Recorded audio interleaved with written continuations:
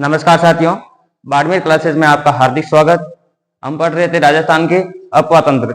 अपवा तंत्र के बारे में हमने दो भाग पढ़ लिए हैं।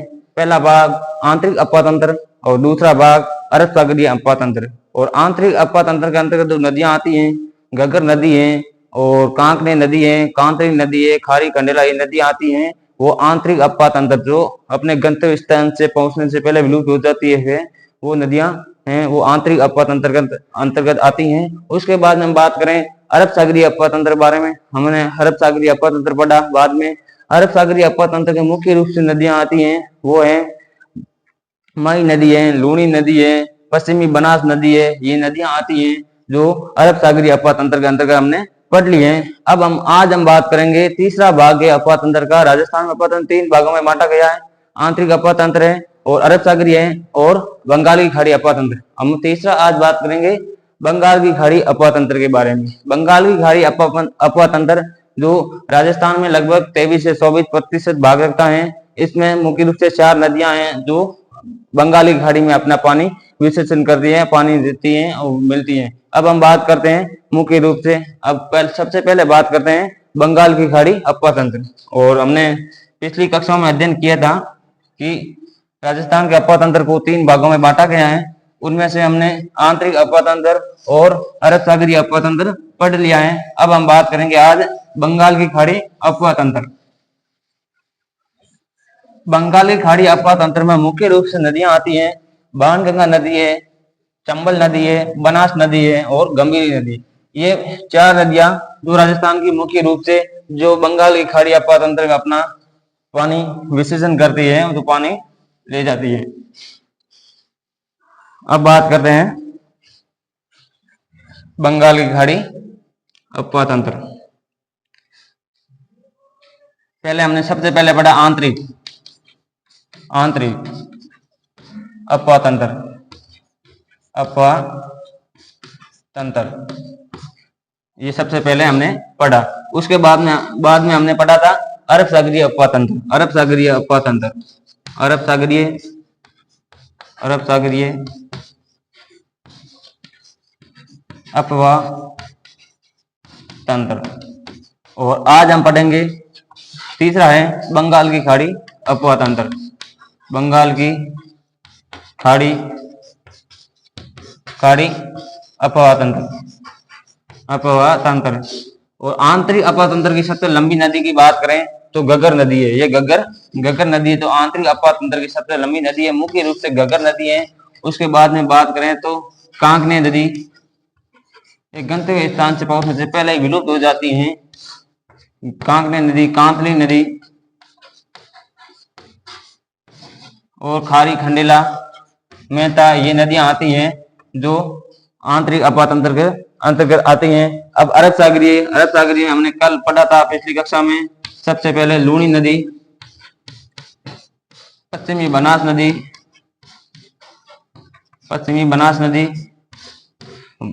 बनास के पश्चिमी बहने के कारण इसका पश्चिमी बनास या छोटी बनास के नाम से भी जाना जाता है, ये पश्चिमी बनास। उसके बाद में हमने पढ़ी साबरमती और चौथी नदी है वो मही नदी।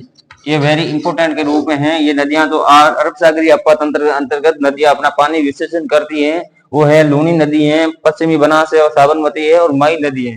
ये 4 मुख्य नदियां हैं जो अरब सागरीय अपवा तंत्र के अंतर्गत भाग रखती है।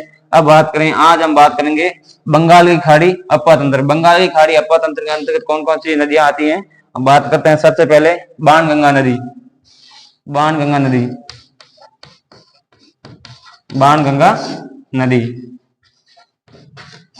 दूसरी बात करें तो बनास नदी। तीसरी चंबल नदी और चौथी है गंभीर नदी या गंभीर नदी। ये नदी है। इस चारों नदियां जो बंगाल की खाड़ी अपवा तंत्र के अंतर्गत भाग रहती है, जो नदियां मुख्य रूप से यमुना और गंगा में मिल जाती हैं। और गंगा यमुना वो बंगाल की खाड़ी अपवा तंत्र में अपना पानी विसर्जन करती है।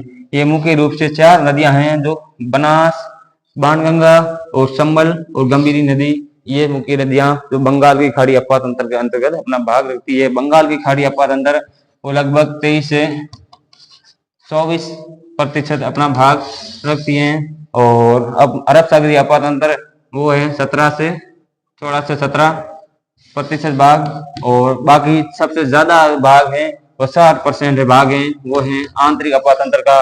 टोटल 60 और 16 और 24 मिलाकर 100% हो जाता है।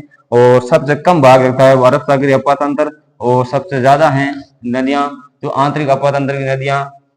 क्योंकि यहाँ नदियां सबसे ज्यादा क्यों है, क्योंकि नदियां सबसे ज्यादा विलुप्त हो जाती हैं। गंतव्य स्थान से पहले यहाँ वर्षा कम भी होती है, मरुस्थलीय इलाका है, इसी कारण नदियां अपने गंतव्य स्थान से पहुंचने से पहले विलुप्त हो जाती हैं। ये अरब सागरीय नदियां जो मुख्य रूप से लूनी, ये इस लूनी नदी है जो अरावली के नागपार अजमेर से उद्गम होता है। उसकी अधिकांश अरावली से, उसकी सहायक नदी अधिकांश है वो अरावली से होती है, और एकमात्र दाई ओर से होती है वो जोधरी नदी है, वो बाड़लू गांव से होती है। जोधरी नदी लूनी की सहायक नदी, दाई ओर से मिलने वाली एकमात्र नदी। उसके बाद पश्चिमी बनास का नया सनावड़ा सिरोही से उद्गम होता है, और आगे खंभात की खाड़ी में अपना पानी विसर्जन कर देती हैं। और साबरमती नदी ये गुजरात की मुख्य नदी है। जो साबरमती नदी, ये नदी गुजरात की मुख्य नदी है। ये पादरला हिल्स उदयपुर से उद्गम होता है, और 45 किलोमीटर राजस्थान में बहती है, और बाकी 415 किलोमीटर कुल लंबाई है, और आगे खंभात की खाड़ी में पानी विसर्जन कर देती है, और गुजरात की मुख्य नदी है। इस नदी पर साबरमती आश्रम और अहमदाबाद शहर बसा हुआ है गुजरात का। उसके बाद माही नदी जो मध्य प्रदेश से उसका उद्गम होता है, अमी मेरू पहाड़ियां महन झील से उद्गम होता है। बाद में बांसवाड़ा में खांडू गांव प्रवेश करके जो दक्षिण में उल्टे यू आकार में कर्क रेखा को काट कर वापस अपना पानी जो अरब सागरीय अपवात तंत्र के अंदर ले जाती है। ये माही नदी जो बागर की गंगा, आदिवासियों की गंगा। और उसके बाद में आज हम बात करेंगे बंगाल की खाड़ी अपवात तंत्र के बारे में। अपवात तंत्र के बारे में हम बात करें, सबसे पहले बाणगंगा नदी पढ़ेंगे। बंगाल की खाड़ी अपवात तंत्र,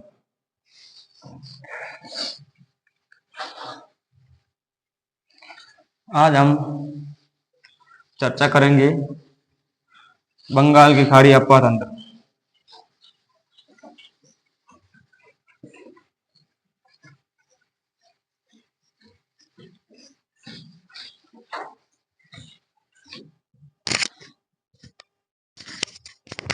बंगाल की खाड़ी अपवात तंत्र के बारे में बात करें, तीसरा है बंगाल की खाड़ी अपवात तंत्र। ये बंगाल की खाड़ी अपवात तंत्र नदियां उद्गम होकर अपना पानी जो अपना प्रवास क्षेत्र जो किसी नदी या सहायक नदी मिल जाती है उसके द्वारा नदियां मिलकर बंगाल की खाड़ी में ले जाती है, इसलिए इसे बंगाल की खाड़ी अपवात तंत्र के नाम से जाना जाता है। ये राजस्थान में मुख्य रूप से बात करें 23% से 24% या 24 मान लो, ये है इसका भाग है बंगाल की खाड़ी। इस बंगाल की खाड़ी के अंतर्गत मुख्य रूप से जो नदियां आती हैं जो है बाणगंगा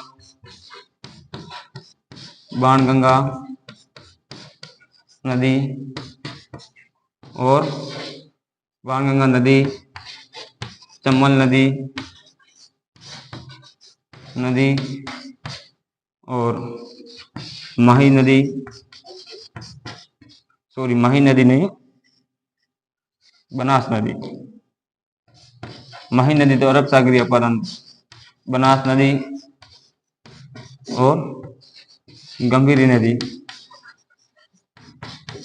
ये नदी है जो बंगाल की खाड़ी अपवात तंत्र के अंतर्गत अपना पानी विसर्जन कर दी है। हम सबसे पहले पढ़ेंगे बाणगंगा नदी के बारे में। सबसे पहले हम अध्ययन करेंगे बाणगंगा नदी। बाणगंगा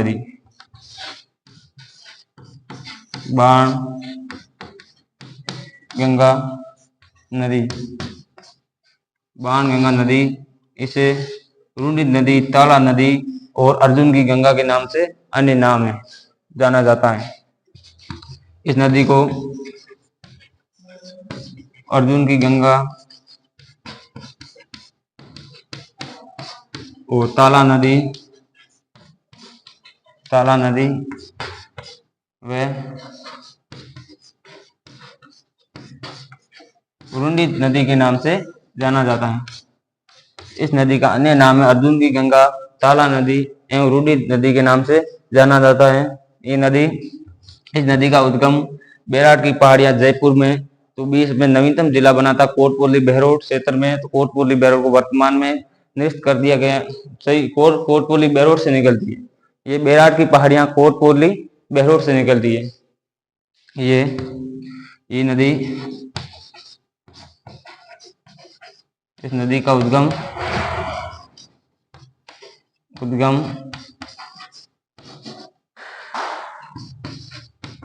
बेराट की पहाड़ी जो कोटपूतली बहरोड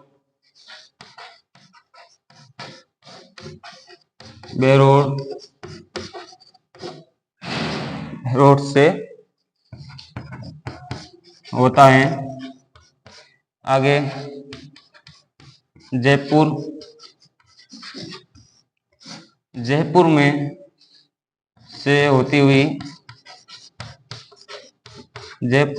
हुई भरतपुर व दौसा व भरतपुर, जयपुर से होती हुई दौसा व भरतपुर क्षेत्र से प्रवाहित होते हुए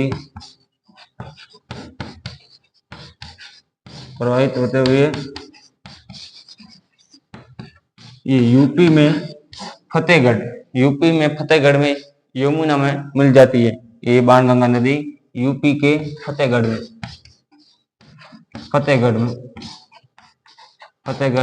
में यमुना में मिल जाती है।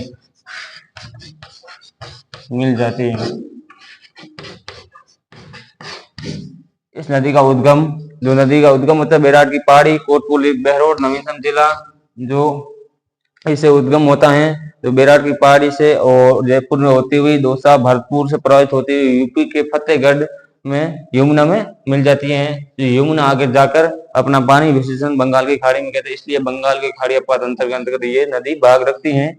अब बात करते हैं बेराट की पहाड़ी से उद्गम होता है इस नदी का। बेराट की पहाड़ी जो कोटपूतली बहरोड में है। बात करें बेराट की हाइट है 704 मीटर। इससे यहाँ नदी का उद्गम होता है बाणगंगा नदी का। ये बाणगंगा नदी जो कोटपूतली बहरोड से होती है जयपुर से दौसा भरतपुर में आगे यूपी में जो यमुना में मिल जाती है। आगे ये नदी है बाणगंगा नदी, अर्जुन की गंगा नदी और रुनी नदी ताला नदी के नाम से जाना जाता है। और इस नदी पर जयपुर में जम्मा रामगढ़ बांध है। यहाँ इस नदी पर ही बाणगंगा नदी पर जम्मा रामगढ़ बांध है। इस नदी पर जो है बाणगंगा नदी पर, किस नदी पर है? बाणगंगा नदी पर। और जम्मा रामगढ़ के आसपास का क्षेत्र को जम्मा रामगढ़ अभ्यारण्य के नाम से भी जाना जाता है। तो ये प्रश्न आ सकता है कि जम्मा रामगढ़ अभ्यारण्य कहाँ है? तो जयपुर में। और जम्मा रामगढ़ बांध कहाँ है? वो भी जयपुर में। किस नदी पर है? बाणगंगा नदी पर।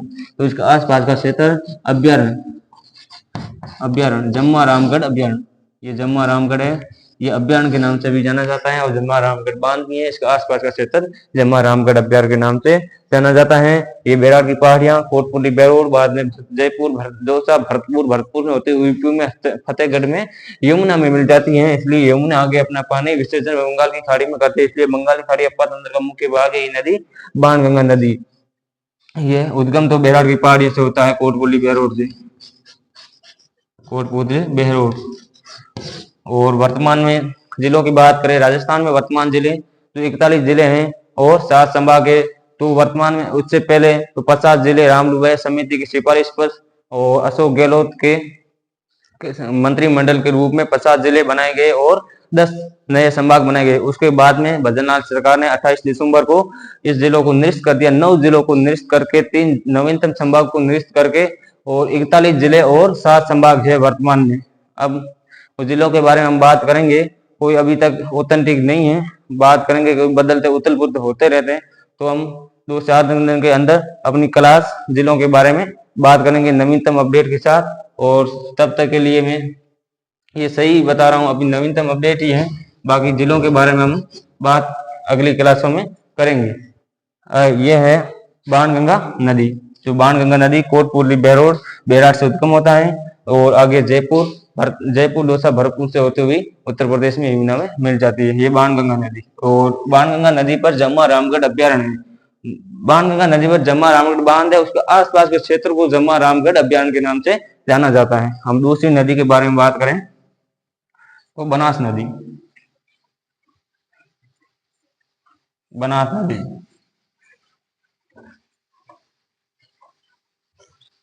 बनास नदी का उद्गम कमनौर की पहाड़ियों से होता है, राजसमंद, जो पूर्णतः राजस्थान में प्रवाहित नदी है।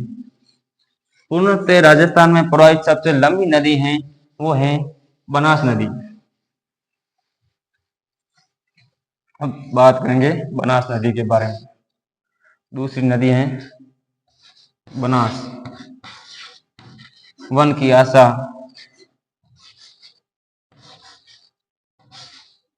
वर्णासा, इसे वन की आशा के नाम से भी जाना जाता है। उपनाम है वन की आशा या पूर्णाशा के नाम से जाना जाता है। इसका अन्य नाम है वन की आशा, पूर्णाशा। ये पूर्णतः राजस्थान में प्रवाहित क्षेत्र जो खमनौर की पहाड़ियों से राजसमंद है, उसका उद्गम होकर जो राजसमंद है, राजसमंद, चित्तौड़गढ़, भीलवाड़ा, टोंक और सवाई माधोपुर में इसका प्रवाह क्षेत्र है। और आगे जाकर ये संभल में मिल जाती है। संभल की मुख्य सबसे लंबी सहायक नदी के रूप में आए तो बनास नदी है। संभल की मुख्य नदी सहायक नदी है वो है बनास नदी। अब बात करें बनास नदी, ये नदी का उद्गम है खमनौर की पहाड़ी।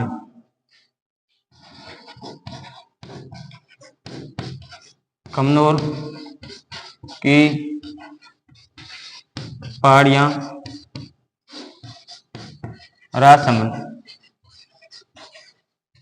खमनौर की पहाड़ियां, राजसमंद से इस नदी का उद्गम होता है। इस नदी के लंबाई के बारे में कोई गाइड में अलग दी गई है और किसी में अलग बताई गई है, 512 और किसी में 480 बताई गई है। अब बात करें इस नदी की लंबाई, और परीक्षा में आए तो ऐसे कंफ्यूज वाले पर्सन आते ही नहीं है, आते हैं तो एक ऑप्शन आएगा या 512 या 480। इस नदी की लंबाई बात करें 480 व किसी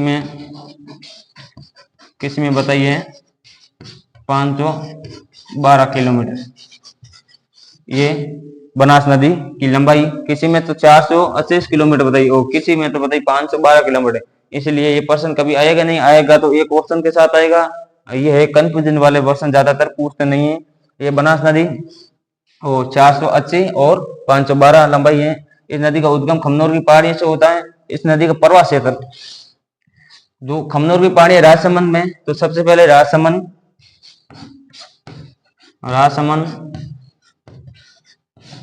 बाद में चित्तौड़गढ़, राजसमंद, चित्तौड़गढ़, भीलवाड़ा,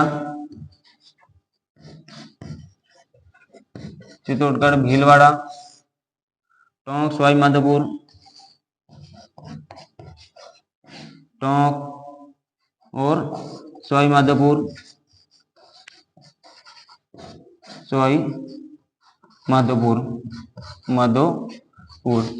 प्रवाह क्षेत्र इस नदी का राजसमंद से निकलती है। चित्तौड़गढ़, भीलवाड़ा, टोंक, प्रवाह सवाई माधोपुर से आगे ये भी इसमें केकड़ी, शाहपुरा आते हैं, वो वर्तमान जिले निश्चित कर दिए हैं शाहपुरा को और केकड़ी, वो इस जिले से भी प्रवाह क्षेत्र होता है जो राजसमंद से, चित्तौड़गढ़ से, भीलवाड़ा से, टोंक से और सवाई माधोपुर से इसका प्रवाह क्षेत्र है। सबसे पहले बात करें राजसमंद में, इस नदी पर जो नंद बाहन बना हुआ है, नंद समद बाहन, जो राजसमंद की जीवन रेखा के नाम से जाना जाता है। तो किस नदी पर बना है? बनास नदी पर राजसमंद में नंद समद बांध बना हुआ है, जो राजसमंद की जीवन रेखा, राजसमंद की जीवन रेखा, राजसमंद की जीवन रेखा नंद समंद बांध, नंद समंद बांध ये बनास नदी पर है, बनास नदी पर है। नंद समंद बांध बनास नदी पर राजसमंद की जीवन रेखा के नाम से जाना जाता है। वो नंद समंद बांध वेरी इंपॉर्टेंट क्वेश्चन के रूप में आ सकता है। किस नदी पर है? बनास नदी पर। कहाँ है? राजसमंद में। और राजसमंद की जीवन रेखा के नाम से नंद समंद बांध, ये नंद समंद बांध। अब बात करें चित्तौड़गढ़ में। चित्तौड़गढ़ में इस नदी पर मातृकुंडिया, तो राजस्थान का हरिद्वार, राजस्थान का हरिद्वार किसे कहा जाता है? दो मातृकुंडिया, रासमी महासमी मातृकुंडिया। चित्तौड़गढ़ में रासमी मातृकुंडिया, मातृकुंडिया जो राजस्थान का हरिद्वार, राजस्थान का हरिद्वार, राजस्थान का हरिद्वार, राजस्थान का हरिद्वार जो बनास नदी के तट पर है। जो रासमी मातृकुंडिया जो राजस्थान के हरिद्वार के नाम से जाना जाता है, वो है चित्तौड़गढ़ में। अब बात करते हैं भीलवाड़ा में। भीलवाड़ा में एक त्रिवेणी संगम बनाती है। माइक डिस्चार्ज नहीं हुआ। अब बात करते हैं भीलवाड़ा में। भीलवाड़ा में त्रिवेणी संगम बनाती है, बिगुद त्रिवेणी संगम, बिगुद के नाम से, बिगुद त्रिवेणी संगम। तो तीन नदियां मिलकर एक संगम बनाती है, उसे त्रिवेणी संगम के नाम से जाना जाता है। तो तीन नदियां मिल जाती है आपस में, इसे त्रिवेणी नाम दिया जाता है। इसलिए त्रिवेणी संगम जो बिगोद, एक त्रिवेणी संगम बिगोद है। इस नदियां आती है बनास, बेड़स और मेनार। ये तीनों नदियां आपस में कहाँ मिलती हैं? भीलवाड़ा के बिगोद में, इसलिए ये बिगोद त्रिवेणी संगम के नाम से जाना जाता है। अब बात करते हैं टोंक में। टोंक में राज्य की सबसे बड़ी पेयजल परियोजना बिशलपुर है, वो भी बनास नदी पर है। राज्य की टोंक में राज्य की सबसे बड़ी पेयजल परियोजना, राजस्थान की सबसे बड़ी पेयजल परियोजना है वो बिशलपुर परियोजना। कहाँ है? बनास नदी पर। बिशलपुर परियोजना है बनास नदी पर। ये है बनास नदी पर, यह बनास नदी पर राजस्थान की सबसे बड़ी पेयजल परियोजना बिशलपुर बनास नदी पर है। और उसके बाद में करें सवाई माधोपुर में बात करें। सवाई माधोपुर में भी त्रिवेणी संगम बनाती है, जो रामेश्वर त्रिवेणी संगम सवाई माधोपुर में बनाती है। ये नदी जो बनास नदी है, मुख्य रूप से त्रिवेणी संगम बनास नदी, तो सवाई माधोपुर में। और सवाई माधोपुर में बनास नदी पर ईसरदा बांध भी है। सवाई माधोपुर में ईसरदा बांध,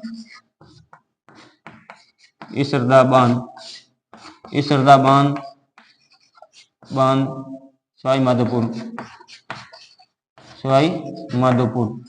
में बनास नदी पर ईसरदा बांध है। सवाई माधोपुर में जो ईसरदा बांध कहाँ है? जो है बनास नदी पर। अब हम बात करेंगे बनास नदी के जो क्षेत्र अलग अलग नदियां होती हैं, उसके अनुसार बनास नदी किस क्षेत्र में प्रवाह करते हैं, अपने मानचित्र के हिसाब नदी को देखते हैं। और बनास नदी की लंबाई तो कंफ्यूज है, नदी की जो 480 से 512 के बीच में बताई गई है। जो कमनूर की पहाड़ी है राजस्थान में, ये पूर्णतः राजस्थान में बहने वाली नदी है।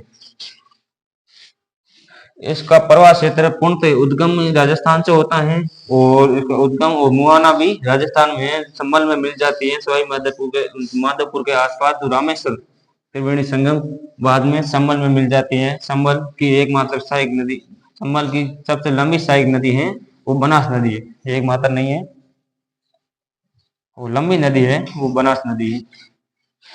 और ऐसे बात करें कि राजस्थान की सबसे लंबी नदी की बात करें तो चंबल नदी, और राजस्थान में पूर्णतः राजस्थान में बहने वाली सर्वाधिक लंबी नदी है और सर्वाधिक लंबाई वाली नदी है वो बनास है, पूर्णतः राजस्थान में। जिसका उद्गम ही राजस्थान में और मुहाना भी राजस्थान में हो तो उसे कहा जाएगा पूर्णतः राजस्थान में। जिसका चंबल नदी लंबी है तो लंबी है। चंबल नदी तो राजस्थान की सर्वाधिक लंबी है, लेकिन उद्गम मध्य प्रदेश से होता है, वह पूर्णतः राजस्थान की नहीं है, इसलिए पूर्णतः में ध्यान रखना, यहाँ ध्यान रखना।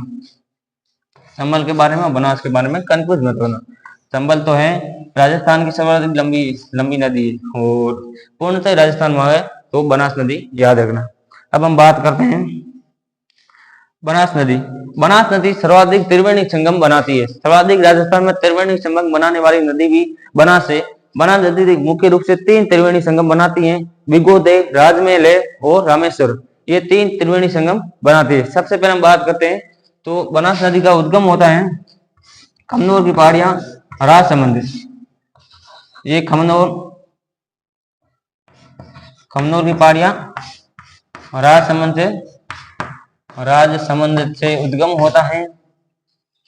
ये नदी आगे जब राजसमंद से निकलती है, चित्तौड़गढ़ से आगे, चित्तौड़गढ़ में मातरकुंडिया है, चित्तौड़गढ़ के बाद में भीलवाड़ा के बाद में टोंक और सवाई माधोपुर में ये प्रवाहित हो जाती हैं। आगे यमुना में मिल जाती है।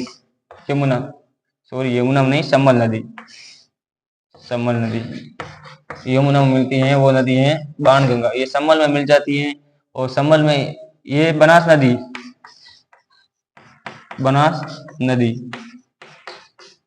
और ये संबल नदी। यहाँ से एक और नदी आएगी, वो है सीप नदी। तो ये त्रिवेणी संगम बन गया यहाँ, ये रामेश्वर सवाई माधोपुर में। जो त्रिवेणी संगम है ये सवाई माधोपुर में, रामेश्वर त्रिवेणी संगम। रामेश्वर त्रिवेणी संगम कहाँ है? एस माधोपुर, मतलब सवाई माधोपुर। ये है रामेश्वर त्रिवेणी संगम। ये नदी सबसे पहले राजसमंद से निकलती है। ये राजसमंद में इस पर नंद सागर बांध बना हुआ है। नंद समंद बांध है वो राजसमंद में, जो राजसमंद की जीवन रेखा के नाम से जाना जाता है। लाइफ लाइन राजसमंद वो जीवन रेखा वो राजसमंद की है, वो नंद समंद। उसके बाद में राजसमंद के बाद में चित्तौड़गढ़ में मातरकुंडिया है, वो भी इस नदी पर तट पर है। राजस्थान का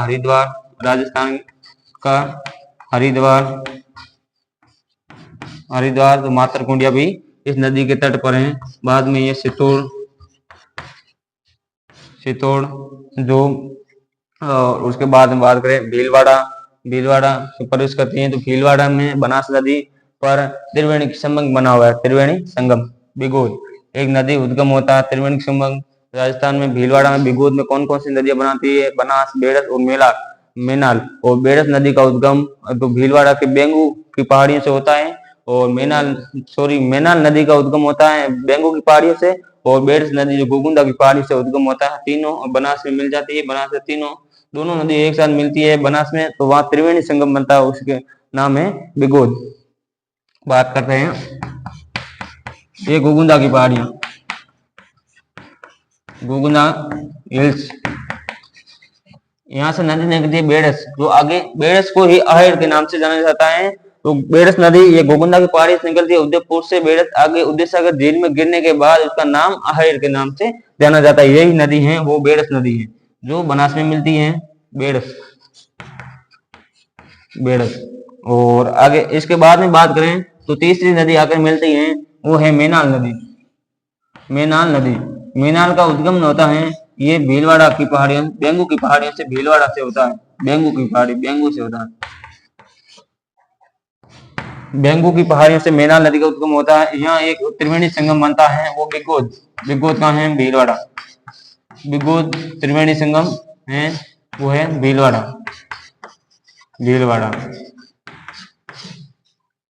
भीलवाड़ा के बाद में टोंक में प्रवेश करती है। टोंक में भी एक राजमहल त्रिवेणी संगम बनाती हैं। ये 3 नदियां हैं, जो खारी नदी बिजराल की पहाड़ियों से उद्गम होता है।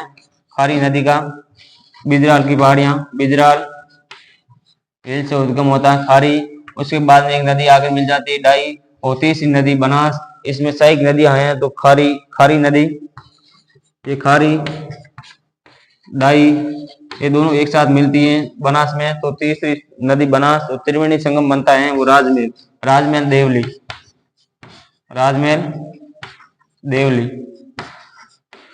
राजमेल देवली ये त्रिवेणी संगम का है।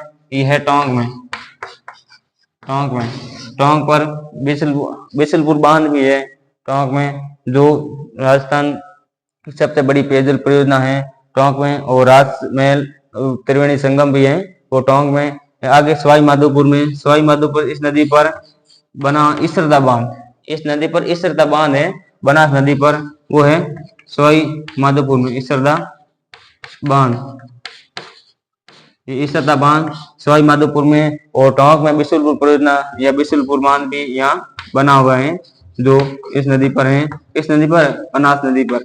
ये मुख्य रूप से आप मानचित्र के जरिए आप जल्दी याद रखेंगे, हमेशा इस तरह से पढ़ो नदियों को कि जल्द हमारे दिमाग में याद रहे कहाँ है वो, कौन सा बांध किस नदी के तट पर है, कौन से जिले के अंतर्गत आते हैं। तो सबसे पहले हम बात करते हैं कि बनास नदी का उद्गम होता है जो खमनोर की पहाड़ी राजसमंद में, उसका प्रवाह क्षेत्र की बात करें तो राजसमंद से निकलकर चित्तौड़गढ़ में प्रवेश करती है, तो चित्तौड़गढ़ में त्रिवेणी संगम बनाती है और वो है चित्तौड़गढ़ में प्रवेश करती है। चित्तौड़गढ़ में त्रिवेणी संगम नहीं बनाती है, चित्तौड़गढ़ में मातरगुंडिया राजस्थान का हरिद्वार है इस नदी के, और चित्तौड़गढ़ के बाद में जो प्रवेश करती है भीलवाड़ा में, भीलवाड़ा में एक त्रिवेणी संगम है बिगोद, और भीलवाड़ा के बाद में राजमेल में प्रवेश करती है टोंक में, टोंक में एक राजमेल त्रिवेणी संगम है, उसमें 3 नदियां मिलती हैं, खारी डाई और बनास नदी है ये। और बनास नदी आगे चलती है तो इसरदा बांध सवाई माधोपुर में, और टोंक में बिशुलपुर बांध भी है आगे, और आगे चलकर सम्मल में मिल जाती है। सम्मल में 3 नदियां, दो सम्मल, एक सम्मल मिल जाती है, एक बनास मिल जाती है, और आगे एक तीसरी नदी आती है सीप नदी, त्रिवेणी संगम बनाती है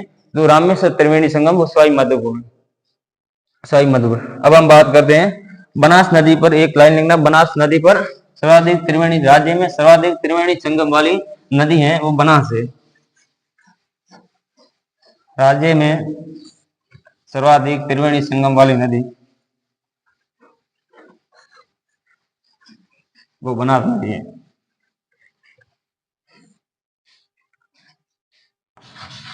राज्य में सर्वाधिक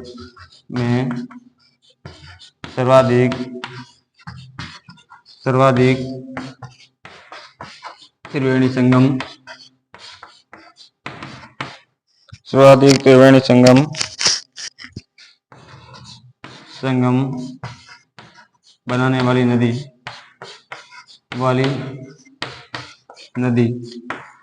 सर्वाधिक त्रिवेणी संगम बनाने वाली नदी है वो बनास नदी, बनास नदी है वो राज्य में सर्वाधिक त्रिवेणी संगम बनाती है। 3 त्रिवेणी संगम बनास नदी पर एक अकेली पर है, जो त्रिवेणी संगम बनास नदी पर है। 3 कौन कौन से बात करें, कौन कौन सी नदी और कौन कौन से स्थान, कौन कौन से जिले में अब बात करते हैं। सबसे पहले बिगोद,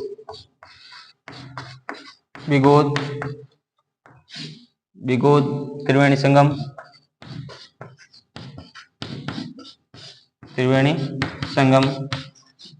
उसके बाद में बीच में आता टोंक में राजमेल त्रिवेणी संगम, राजमेल देवली, ये है टोंक में। और उसके बाद में बात करें तीसरा त्रिवेणी संगम है वो रामेश्वर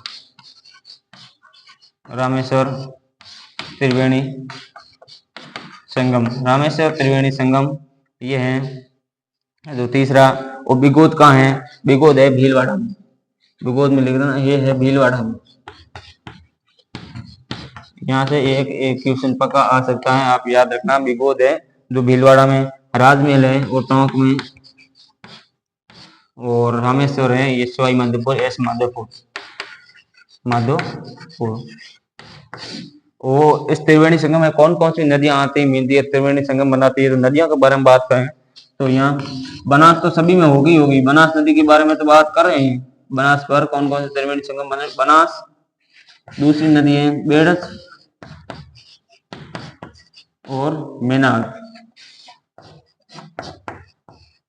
ये मेनाल, ये नदियां हैं बनास, बेड़स, मेनाल, ये है बिगोद भीलवाड़ा में त्रिवेणी संगम बनाती है।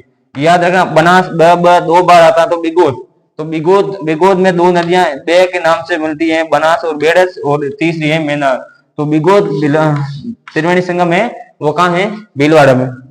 उसके बाद में करते टोंक में। तो टोंक में त्रिवेणी संगम बनाती नदियां खारी, डाई और बनास। बनास तो आएगी हर में, बनास के ही बारे में बात कर रहे हैं। बनास नदी, बाद में एक खारी जो बिजाड़ के पास नीचे उद्गम होता है, खारी, और तीसरी नदी आती है डाई नदी। खारी, डाई और बनास नदी त्रिवेणी संगम बनाती राजमहल, देवली, टोंक में। और उसके बाद में रामेश्वर।